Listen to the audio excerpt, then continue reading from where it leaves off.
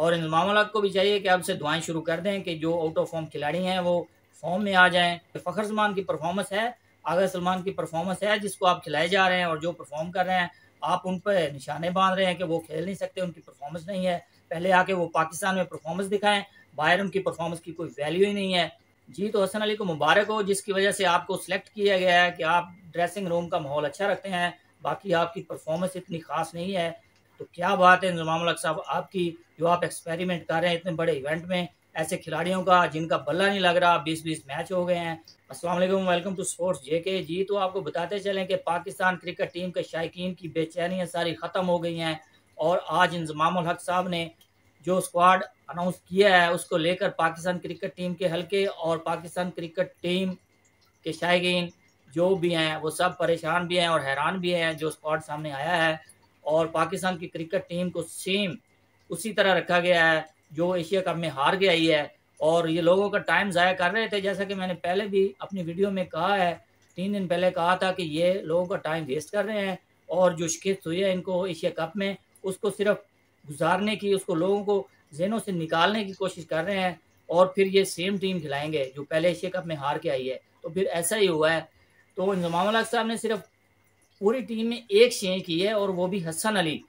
जो नसीम शाह इंजर्ड हुए हैं तो उनकी जगह पर हसन अली को शामिल किया गया है और उन्होंने कहा कि इसके अलावा टीम में ज़्यादा उखाड़ पिछाड़ करने की ज़रूरत नहीं थी क्योंकि ये विनिंग कम्बिनेशन है और 2 साल से इकट्ठा खेल रहा है। मुझे तो समझ नहीं आ रही कि ये विनिंग कम्बिनेशन कब से बना है, क्योंकि पाकिस्तान की टीम अगर एक मैच जीत जाए और 15 हार जाए तो वो विनिंग कम्बिनेशन ही रहता है इनका और इनको चेंजेस करने की ज़रूरत नहीं पड़ती।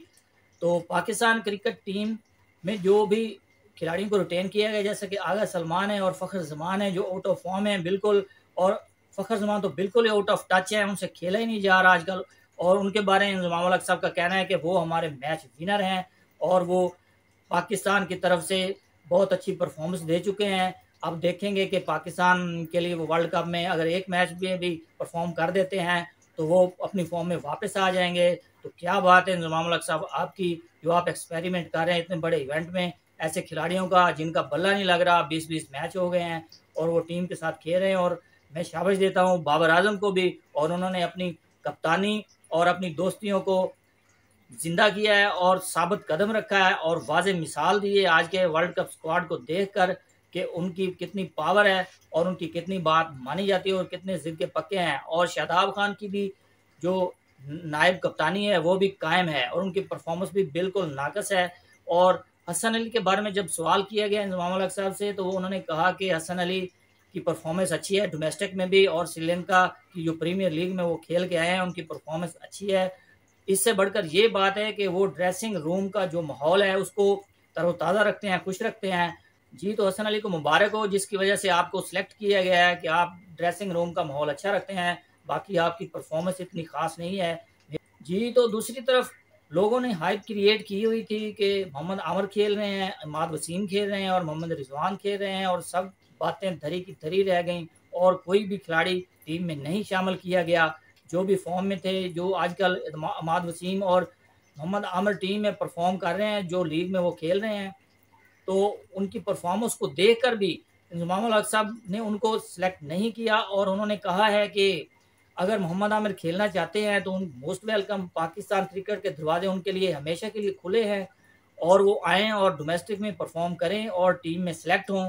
तो इंजमाम उल-हक साहब डोमेस्टिक में आपको नहीं पता कि लड़के कितनी शानदार परफॉर्मेंस कर रहे हैं और सेंचुरीज कर रहे हैं, डबल सेंचुरीज कर रहे हैं, उनको तो आपने सेलेक्ट नहीं किया। और जो आउट ऑफ फॉर्म है जिनसे बल्ला नहीं लग रहा उनको आप खिलाए जा रहे हैं, दूसरों को आप कह रहे हैं कि वो आकर परफॉर्मेंस दें डोमेस्टिक में और फिर उनको चूज़ किया जाएगा।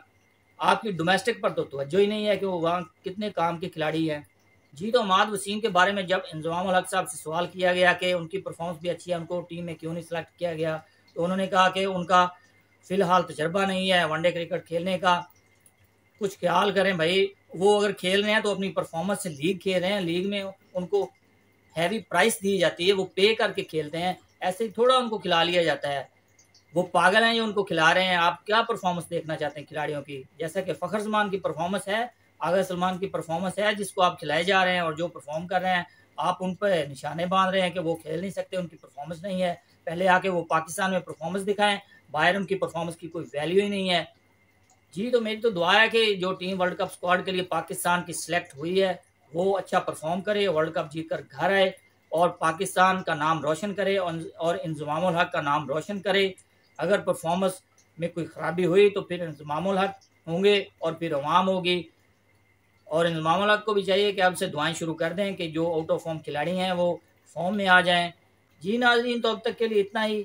मज़ीद स्पोर्ट्स अपडेट के लिए मेरे चैनल को कर दें लाइक और सब्सक्राइब। अल्लाह हाफिज़।